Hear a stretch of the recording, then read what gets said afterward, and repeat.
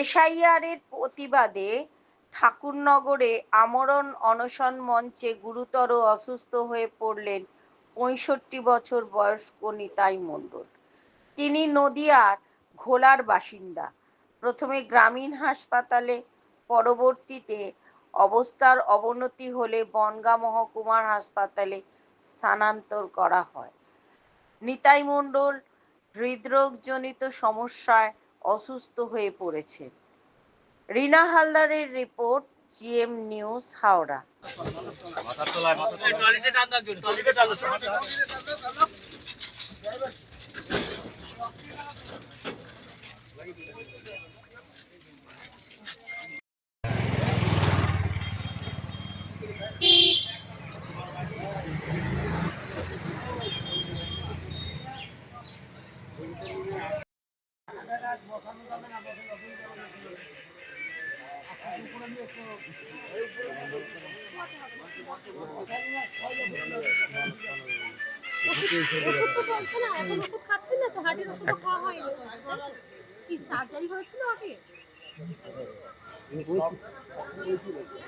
নেবো আমি একটু অন্য একটা ফুটেজ নিচ্ছি। ধরো একজন অসুস্থ হয়ে পড়েছে হঠাৎ। হ্যাঁ হ্যাঁ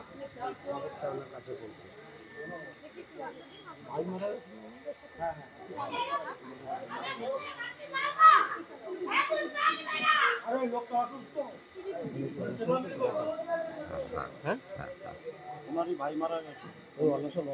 অসুস্থ অবস্থায় অনশনে রয়েছেন, সেই দেখে কালকে রাত্রিবেলা ওনার ভাই মারা গেছে।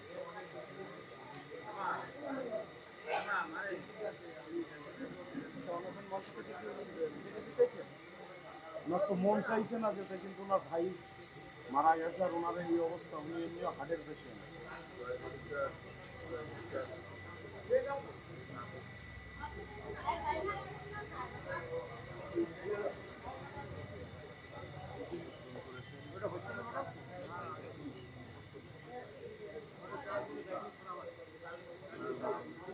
আমাদের অনশনকারীদের মধ্যে একজন যার ভাই গতকাল হার্ট অ্যাটাকে মারা গেছে, উনি অনশনে ছিলেন। হয়তো সেই নিয়ে দাদা উনি মেডিকেলি কম্প্রোমাইজ পেশেন্ট ছিলেন, সেই কারণে গতকাল রাতে হার্ট অ্যাটাকে তার ভাই মারা গেছে।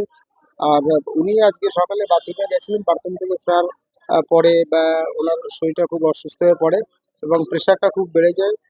স্থানীয় হসপিটালের সিস্টাররা ছিলেন, একজন ডক্টর ছিলেন, তারা চেক আপ করে দেখলেন হার্ট অ্যাটাকের মতো সম্ভাবনা। আমরা সঙ্গে সঙ্গে ঠাকুরগাঁ হসপিটালে নিয়ে যাই, সেখান থেকে বনগাঁ হসপিটালে রেফার করেছে।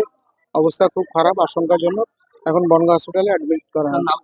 ডাক্তার সুকেশ চৌধুরী, যিনি অসুস্থ হয়েছেন, তার নাম নিতাই মণ্ডল, বয়স 65, রানাঘাট বাড়ি। এখনো পর্যন্ত গতকাল পর্যন্ত 8 জন ছিল, আর আজকে সকালে একজন অসুস্থ হলো, যার অবস্থা খুব আশঙ্কাজনক। বনগাঁ নিয়ে যাচ্ছে, অবস্থা খুব খারাপ। হ্যাঁ, এখান থেকে বনগাঁ ট্রান্সফার করেছি, বনগাঁ নিয়ে যাচ্ছে।